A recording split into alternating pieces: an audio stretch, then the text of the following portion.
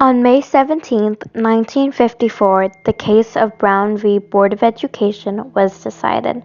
Justice Earl Warren delivered this, ending all segregation in schools inside the country of America. The people who were fighting for this jumped up and down with joy. But what happened before Brown v. Board of Education? Before Brown v. Board, there was the era of Mendez v. Westminster, which would be the guide and landmark for Brown v. Board of Education. It fought for freedom and rights for Mexican children. Orange County, California. During the 1900s, blacks, Indians, and Mongolians were segregated and not treated with equality. Hispanics were not included in this racial segregation. Courts classified Hispanics living in California as white. After the year of the 1900s, Mexico became in need of unskilled labor and farm workers, causing hundreds of thousands of Mexicans to migrate to California. By the year of 1930, thousands of Mexican immigrants and Mexican Americans became the majority of California's race.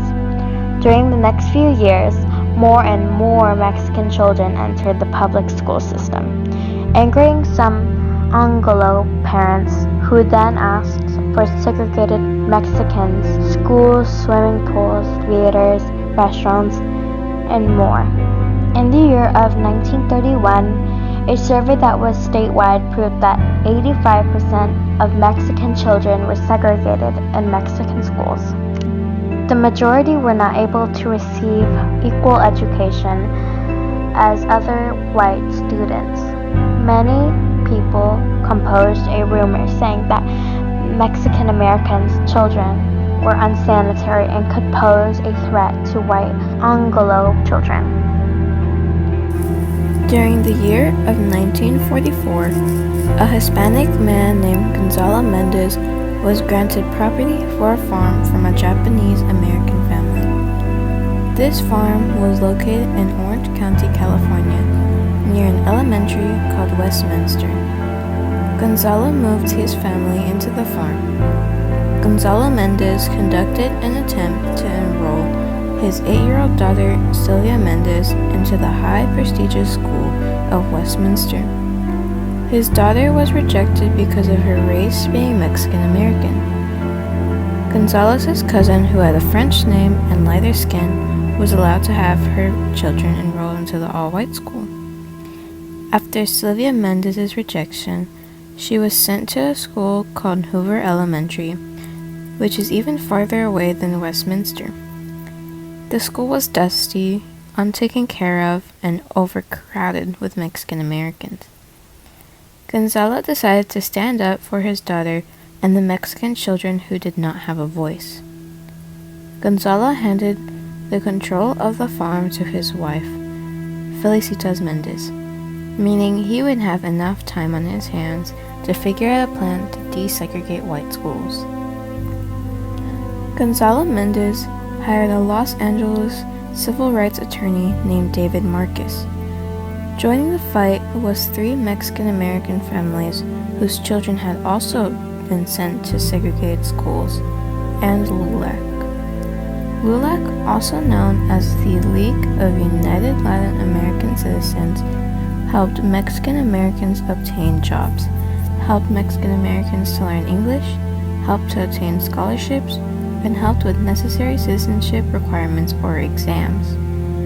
David Marcus began searching for evidence that would be sufficient to use in the debate against Westminster Elementary. With the help of LULAC and the Mexican families, enough evidence was found that could be used against Westminster.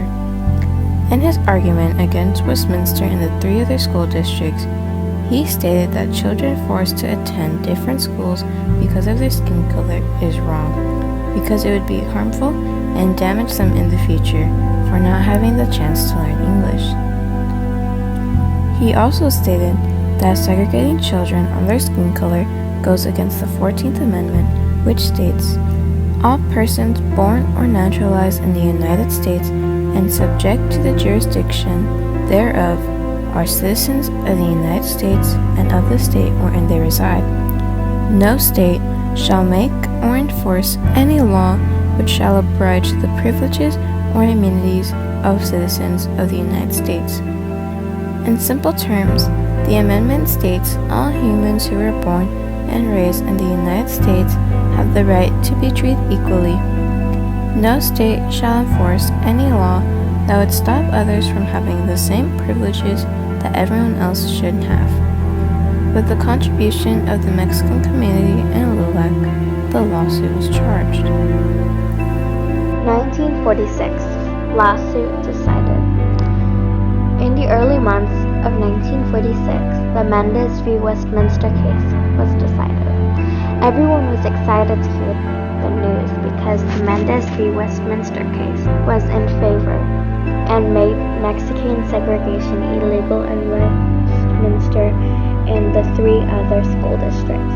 After all the efforts of Gonzalo, David, the community, and LULAC, the treatment that Mexican children finally deserved was given to them. Sylvia Mendez was finally allowed to enroll into the School of Westminster in 1947. This case became the guide and landmark for Brown v. Board of Education, which would soon rule out all segregation in schools in the country of the United States. After Brown v. Board of Education was decided, everything that Sylvia and her family were fighting for were finally given justice. On February 15, 2011, Sylvia was awarded the Medal of Freedom for all the efforts Sylvia made to make this happen. She swore that as long as she lives, she would tell the tale of her parents' great deeds. After the Mendez v. Westminster case, Sylvia was able to become a nurse for 30 years. She said that she would educate young children by entering their class and educating them about why the Mendez v. Westminster case happened and how it happened. The Mendez v. Westminster case is often overlooked, but without it, Brown v. Board may not have been a thing. As a result, the Mendez v. Westminster case helped over 5,000 Mexican American children that were attending segregated schools in Orange County, California.